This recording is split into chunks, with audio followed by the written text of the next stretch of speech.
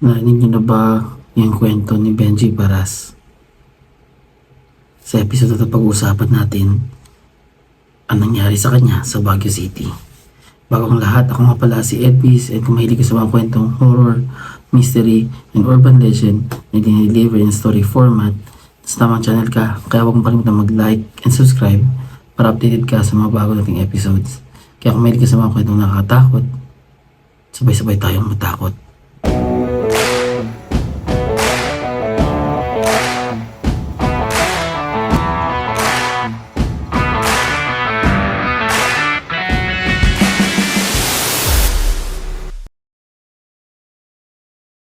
Before natin simulan itong episode na to, gusto ko na mag-thank you sa isang solid na supporter natin at laging nanonood ng episode natin, and nagpadala siya ng isang wireless microphone para sa mga iPhones.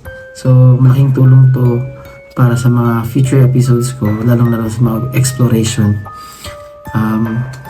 Thank you ulit, and hopefully supportan niyo pa rin ako sa mga future episodes natin, and I'll make sure na mag-enjoy kayo, no? So, before natin simulan ng kwento natin ngayon, medyo matala ko yung nakapag-post dahil nagkasakit ako, and also yung buong family ko nagkasakit. And sorry about no, pero sige, okay naman yung pakiramdam namin dito sa bahay. Tuloy-tuloy na yung paggawa natin ng mga episodes. Okay? So, umati sa kwento. Nung nagsushoot daw sila Benji Baras sa Baguio City para sa episode nila sa isang horror comedy show sa TV5, which is yung Ghost Adventures. Season 2 yata to ng kanilang TV show. And ano sila sa isang lumang hotel sa Baguio City. At break time ng mga panahon ito. So kukulitan sila, nag-joke sila. And habang ginagawa nila yun, medyo maingay talaga sila. May napansin si Benji para sa isang babae na nanonood lang sa kanila sa tabi. Wala namang something na off sa babae, so parang tao lang talaga nakita niya. And niyaya niya ito sumali sa kanila.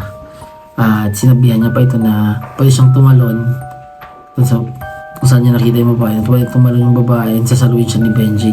And matawa si Benji nung mga panahon yun. Medyo hindi nag-react yung babae ito at nakatingin lang ng nakasimangot sa kanya.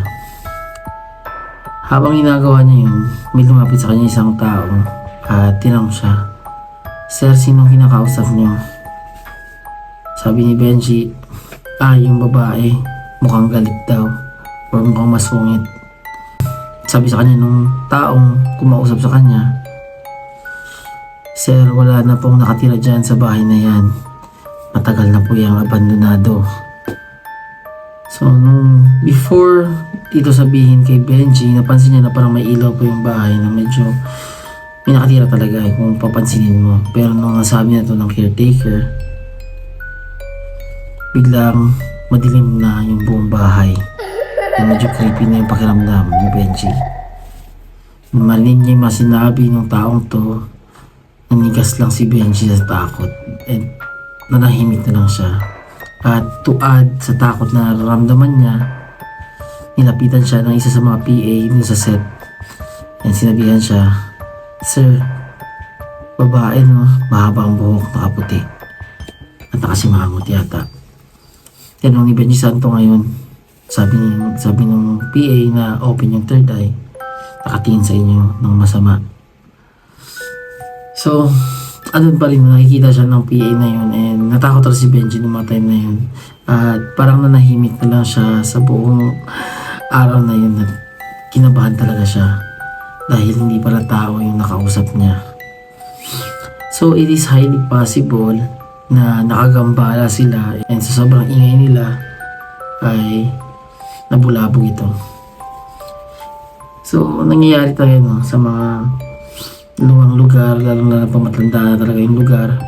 It really happens, and I honestly think most of the old houses in Baguio City ay haunted and may naninirahang mga kaluluwa. Thinking about the history na meron tayo, lalong-lalo sa Baguio City ng time ng World War II, parang it left a scar sa lugar, kaya sobrang daming kababalaghan. And to think, if you name those famous places na haunted dun sa Baguio City, Diplomat, Laperal, Teachers Camp, Luwakan Road, yung tunnel, and maraming pang iba. And sobrang creepy ng mga lugar na yun. And to think, yung mga iba pang mga lumang apartments daw doon, may mga kwento-kwento ring horror sa Baguio. So, tulad na sinabi nila, sa 100 na tao nakikita mo sa daan, isa o dalawa doon ay hindi tao. Madalas, kaluluwang ligaw. So ako, naniniwala ako sa ganun. And yun yung experience ni Benji Paras. So this will only be a short episode, no? And hopefully, nag-enjoy kayo sa kwento ni Benji. Nabasa ko lang tong kwento niya online, which is masa-search nyo lang sa Google. So kung gusto nyo pa ng mga celebrity horror stories, sabihin nyo lang, and you can just drop a comment or pabutin na ng 500 likes ng video na to para makakwento tayo ng maraming celebrity horror stories. And kung nagustuhan mo to, don't forget to like this video, drop a comment, and kung may ma-experience kang nakakatakot, share it, and also subscribe. Hanggang dito na lang tayo. Hanggang sa susunod.